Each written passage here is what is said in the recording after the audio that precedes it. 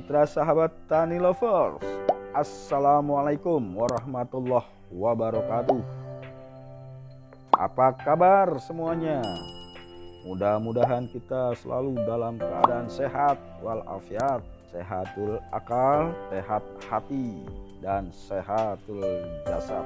Mitra sahabat Tani Lovers dimanapun Anda berada, pada kesempatan kali ini kita akan mengunjungi pusat penangkaran dan penjualan bibit tanaman hortikultura, yaitu bibit-bibit segala jenis tanaman buah di Desa Palasari, Kecamatan Cijeruk, Gunung Wangun, yang dikelola oleh Mutiara Tani Sejahtera.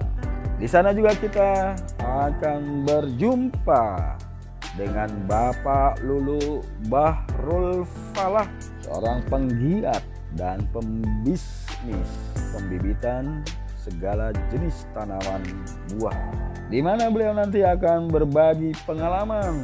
Beliau sudah menggelutinya selama hampir kurang lebih 30 tahun.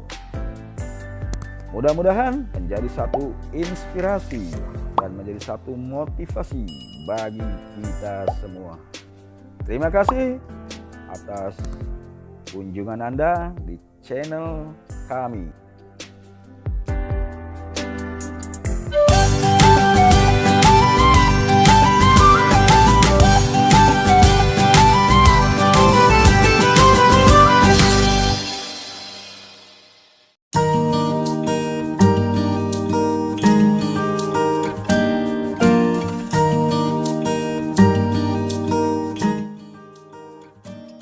Sahabat Tani Lovers, kita sekarang berada di Gunung Wangun, penangkaran bibit milik Pak Lulu, Gunung Wangun, Cijeruk, Palasari, Bogor. Kalau nama saya tuh Lulu. Lulu itu lebih sering panggilnya Mbak ya. Mungkin di Jawa tuh Lulu tuh perempuan. Iya. Ada murid saya Lulu juga. Iya. Perempuan. Tapi orang tua saya kasih namanya Lulu. Lulu itu mutiara, Bahru itu lautan, Al-Falah kebahagiaan. Lulu, Jadi ada juga yang Lulu itu apa ya? Pelahin ya, pelahin itu petani Pak. Memang Falah itu dari bahasa Arabnya, pelahin kan petani Pak. Jadi ya cerita dulu ya Pak ya. Dulu saya taninya sayuran. Sayuran itu memang dari SMA saya sayuran Pak. Jadi saya ada lahan 1000 meter. Kalau di kampung itu kan 60 bata ya, 60 tumbak.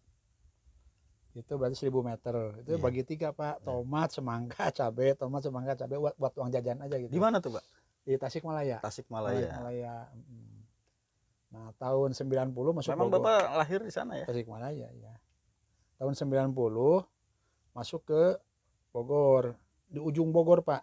Cariu. Waktu itu belum ada di peta Cariu Pak. Belum ada di peta Cariu waktu itu. Jadi situ ngembangin sayuran.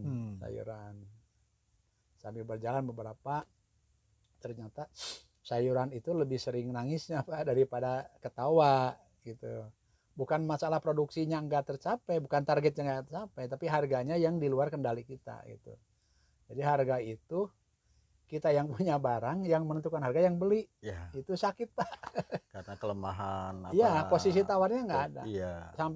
Sampai sekarang juga begitu. Kita bertahan nanti busuk. Iya betul itu. Nah kebetulan waktu itu kan saya pakai lahan punya orang. Waktu itu yang punya lahan tidak minta sewa, tapi tahun 90 itu lu silahkan pakai, kembalikan udah jadi kebun duren gitu. Jadi ceritanya yang punya lahan itu ngasih bibit duren Pak. Iya. Ditanam jarak 10 meter kan. Nah di antara pohon durian itu saya bertani sayuran, cabai, semangka, tomat. Tumpang sari atau? Iya, karena durian kan lama ya jalan. Jadi selama sekian tahun itu saya manfaatkan untuk tanam sayuran gitu. Cuman dalam perjalanan gitu Pak, produksi tercapai, harga nggak tercapai gitu. Jadi sekarang panen, udah jual, yang habis jual barang nih, yang kepikir obat belum kebeli nih, karyawan belum bayaran kan gitu.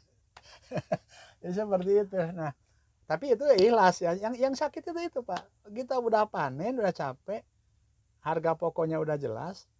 Misalkan harga pokoknya cuma 5.000 atau waktu itu masih nggak nyampe 3.000, 2.000-an lah itu. Dijual di bawah harga pokok kan sakit Pak gitu. Nah, lama-lama kan itu sudah 5 tahun, 6 tahun durian mulai berbuah. Nah, mulai kepikir apa bikin bibit ya, karena waktu itu kan tahu beli bibit itu lumayan mahal gitu. Tahun berapa tuh? Itu 96 Pak. Oh, 96 udah mau mendekati Krismon waktu itu. Kebetulan 97. Ya, 96 97 Krismon. Nah, kebetulan waktu itu dapat bantuan dari Bank Bumi Daya waktu ada modal yang apa ya, tanpa bunga kalau nggak salah waktu itu 6 juta rupiah, langsung saya pakai bikin bibit Pak gitu. Nah, karena biarpun orang pertanian tapi karena belum pengalaman, waktu itu saya beli seedling itu yang segede-gede pensil Pak, sesuai dengan teori Pak. Waktu itu beli seedling itu harganya waktu itu 1.000 rupiah. Seedling itu bibit yang dari biji Pak, yang belum di itu. Alpukat. Biji, duren Pak, duren. Jadi mula pertama duren. Duren ceritanya nih, karena pohon induknya kan adanya duren. Gitu. Tapi biarpun orang pertanian, kita kan awam di bibit. Kita baca, waktu itu baca buku dari Pak Insinyur Wijaya dan Pak Reja tuh. Jadi saya anggap guru itu, beliau itu berdua tuh. Lihat analisa usahanya kok bikin bibit tuh bagus banget gitu. Jadi uang yang 6 juta itu saya pakai beli seedling Pak. Tapi karena belum pengalaman, beli seedlingnya waktu itu 1.000 rupiah satu batang Pak. Satu batang. Jadi beli 3.000 tuh udah hampir habis. Terus waktu itu tahun 96 kan belum banyak jenis baru. Yang ada itu montong, baru ada montong, cane. Terus jenis-jenis roka Pak, kayak si kapal, asepan yang hari itu. Bikin lah. Nah, saking belum muncul lah. Belum ada waktu itu. Nah, karena batang bawahnya juga terlalu tua, terlalu besar, persentase numbuhnya itu sedikit Pak. Cuman ada yang jadi 500 di 3.000. Jadi udah Pak, keluar gabus gitu ya. Udah gede ya, udah gede. Jadi 500. Nah, dari 500 itu saya punya kenalan Ko Enjin di Jonggol itu, toko bos beras, toko beras. Dia punya lahan di pinggir jalan dekat rumah saya. Saya datang, kok boleh nggak dipinjam tuh tempatnya buat majang tanaman gitu. Boleh, pakai aja gitu kan, ya dipakai, dipinjam lah di situ. Itu mah rezeki Pak. Si engkau itu tuh lagi ngerehab rumah. Jadi bekas bahan gentengnya, kayunya boleh bawa aja, tuh bikin saung. Bikin saung dicari tuh Pak Jonggol. Rezeki anak soleh. Rezeki anak soleh waktu itu. Nah, karena bibitnya cuma sedikit, jadi nyimpan bibit satu dengan yang lain itu jarang-jarang Pak. Semeter satu biar kelihatan. Biar kelihatan banyak gitu. Tiba-tiba datang tamu namanya Pak Pendi itu. Pak Pendi orang Jakarta dari Sunter. Datang, Pak, saya butuh tanaman langka gitu kan gitu. Kayak malaka, lobi-lobi, bisbu gitu kan. Kita nggak punya nih. Jamblang. Pokoknya yang langka-langka aja. Pokoknya minta cariin tanaman yang langka kayak juwet gitu. Waktu itu saya bilang, iya ada, padahal saya belum tahu adanya di mana tuh. Bilang ada aja gitu. Pembisnis kan gitu. Siapa ada aja gitu kan. Nah, waktu itu saya dikasih uang kalau nggak salah hampir 4 juta Pak.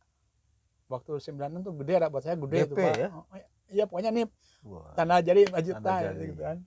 Pokoknya cari, akhirnya karena nggak tahu kemana, saya nyari kan ke petani-petani sampai ada yang dongkel di luar itu, dikumpulin, terkumpul, tanam lah. Nah, mungkin rezeki anak soleh waktu itu tidak lama dari situ datanglah itu Pak, apa namanya, Krismon gitu. Nah, setelah berjalan gitu kan saya juga relasi dengan petani makin luas. Nah, guru saya yang kedua itu Haji Ramin di Cijeruk Pak. Usia berapa Pak? Masih muda Pak, sekarang juga kan masih muda. Iya, awet muda. Tahun 96 berarti usia waktu itu udah 36-an ya. Wah, 33 Pak, 33 iya. Kalau sekarang disebutnya petani milenial. Iya. Nah, waktu itu saya ketemu dengan Pak Haji Ramin, guru saya kedua di Cijeruk. Saya nanya, Pak Haji, bibit durian berapa?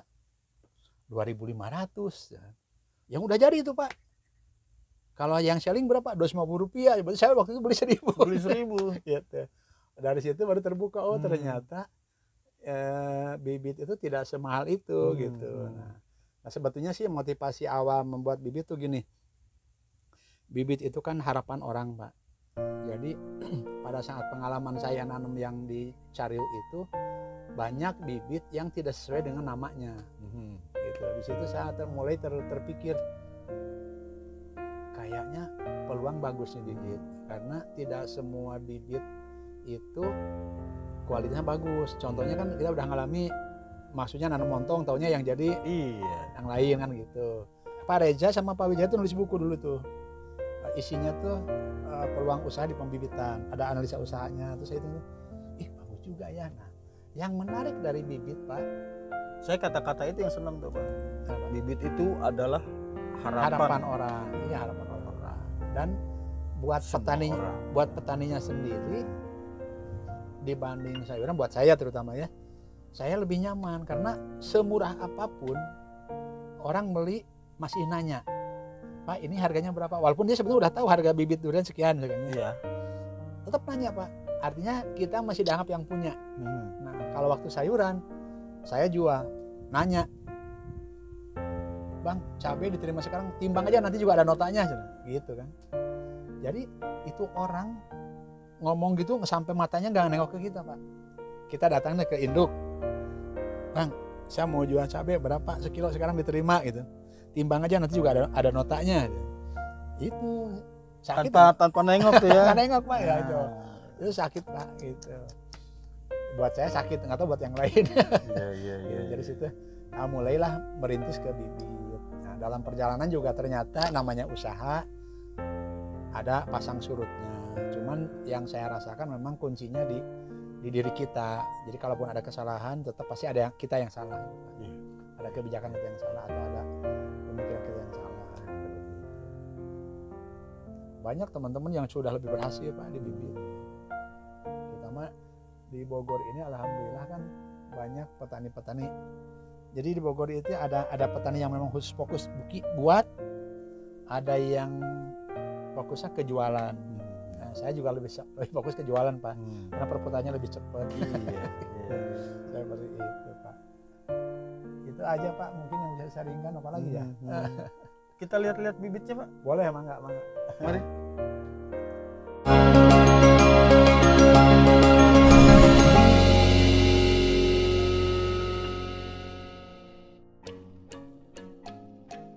Nah, ini pisang, Pak. Ini pisang Cavendish Keutuh Jaringan.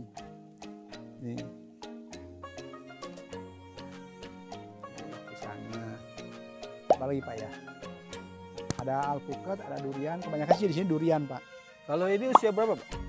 Ini dari polybag, dari ini ya, dari pasca aklim ini udah ke bulan ketiga, 3 bulan nih, 3 bulan. Untuk dipindah lahankan ke lapangan. Sudah siap ya? Sudah siap. Dari ini nanti tanam 6-7 bulan keluar jantung. Tambah lagi 90 hari panen. Untuk teknis lubang atau apanya, Pak? Kenapa? Pelubangannya gimana? Ya, rata-rata lubangnya 50 x 50, jarak tanamnya ada 2, Pak. Ada yang populasi 2000, ada yang 1100. Jadi kebanyakan sekarang pakainya 2000. Iya. Pakai 2 kali 2,5. Mungkin lebih padat, Pak. Pemupukannya boleh nggak? Kalau pemupukan rutin, pupuk dasar, pupuk kandang, selanjutnya urea TSP KCA, Pak, 3 bulan sekali. 3 bulan sekali. Kurang lebih 4 kali pemupukan. Sampai panen. keluar ini apa? Keluar bendera. Jantung. Apa namanya? Jantung ya? Jantung apa namanya? Sampai keluar jantung.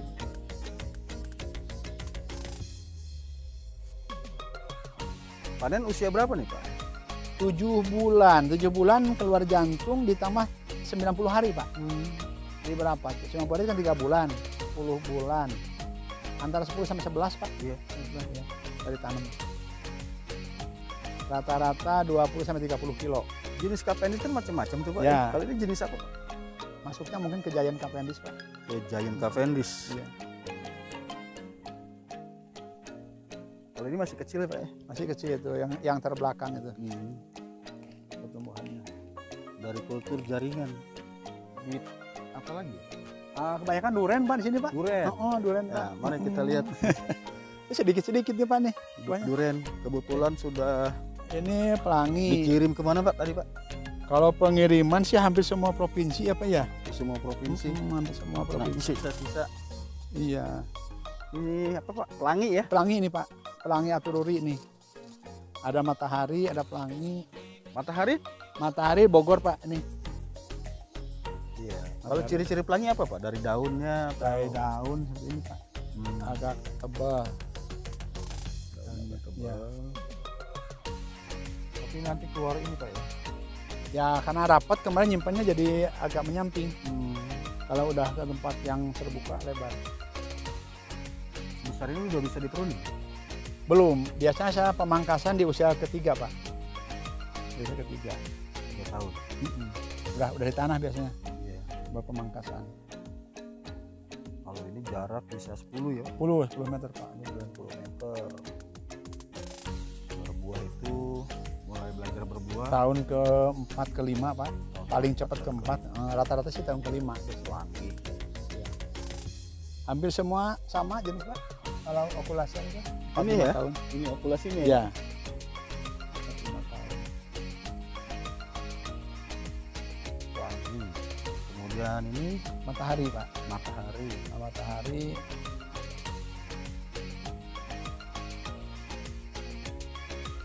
Harusnya ngambil gambarnya di sana Pak. Di Gunung Lengkap. Iya. Iya. Boleh nanti lah Pak. Sini nggak lengkap. Kemudian alpukatnya mana Pak? Alpukatnya di atas Pak. Di atas. Itu ada beberapa bibit durian juga. Ada Pak, ada durian.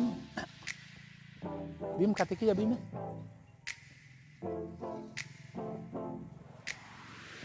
Ini ada juga nih Pak, matahari.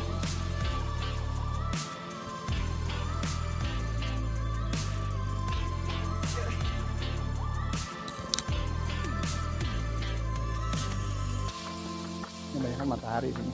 Nah ini mitra sahabat tani lovers. Ada juga bibit durian matahari usia berapa ya? Ini ada usia 1,5 tahun Pak. 1,5 tahun dengan ukuran polybag 35 ya. 35 kali berapa? 30-an, 30-35 ini. Wah, 30. Ya. Ini jenis bagus Pak. Tahan penyakit, relatif tahan penyakit. pelangi itu Ini matahari. matahari. Ya. Asli ya Pak? Bogor, asli Bogor Pak. Asli Bogor. Asli Bogor. Semua nih Pak. Campur-campur sih ada beberapa jenis. Ciri-cirinya pelangi. Matahari panjang daunnya matahari. Pak. Daunnya agak kaku panjang. Seperti ini, mengkilat juga. Ini buahnya bulat kayak matahari aja apa bulat Pak? Paginya kuning. Dan juga kita lihat Campur-campur. alpukat. Alpukatnya ini alpukat. Ini ada alpukat ini. Sedikit-sedikit Pak. Ini alpukatnya. Ini Miki ini Pak. Ini Miki, Depok. sambung pucuk. Ya. Miki sambung pucuk. Ini ada ini Wina. Ada Wina juga. Wina. Wina. Wina itu daunnya lebih ini ya. Lebar. Wina ini daunnya lebih lebar.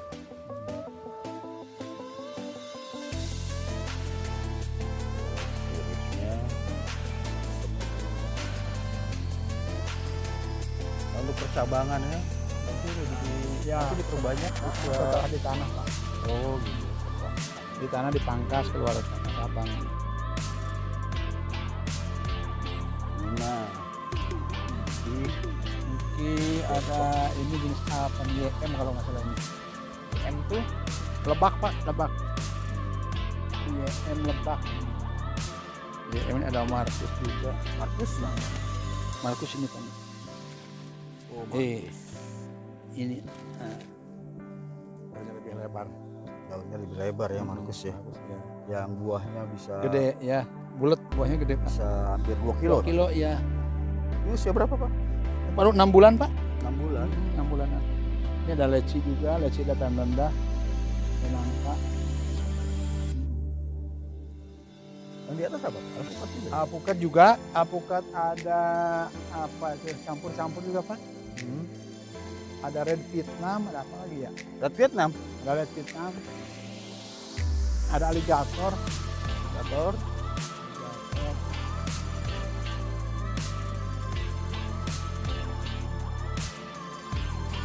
alligatornya Alligator. Alligator itu daunnya agak keriting-keriting Pak. nah, tepinya itu agak Ya, keriting. ada gelombang. Ya. Orang bisa tadi. Jadi kita dapat pengetahuan dari Pak Lulu nih ciri-ciri fisik ya dari tanaman jenis-jenis alpukat bisa kita bedakan dari daunnya. Ini apa tadi? Alligator. Alligator. Alligator. Gelombang ya. Ini apa nih Pak yang gelombang? Ini masih Markus Pak. Markus. Daunnya lebih lebar. Markus lebar tapi tidak gelombang ya. Gelombangnya Ini jelas.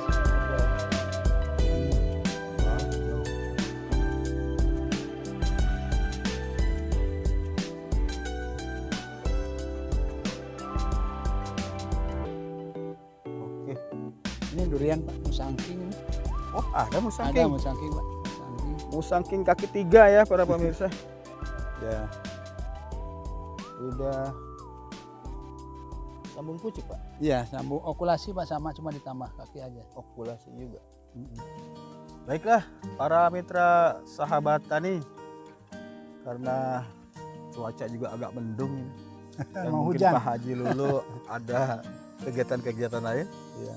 Demikian bincang-bincang dengan Pak Haji Lulu dari Cijeruk. Mutiara Tani Cijeruk. Mutiara Tani. Cijeruk. Mutiara Tani. Sejahtera. Buat para petani semua, saya sering mengingatkan bahwa bibit itu harapan orang Pak. Jadi Betul. kalau uang sih mungkin biarpun susah bisa dicari, tapi waktu menunggunya itu yang Jadi bikin apa Pak tadi sakit? jadi ya untuk teman-teman petani bibit makin meningkatkan kualitas biar kehati-hatian dan ketelitian. Siap.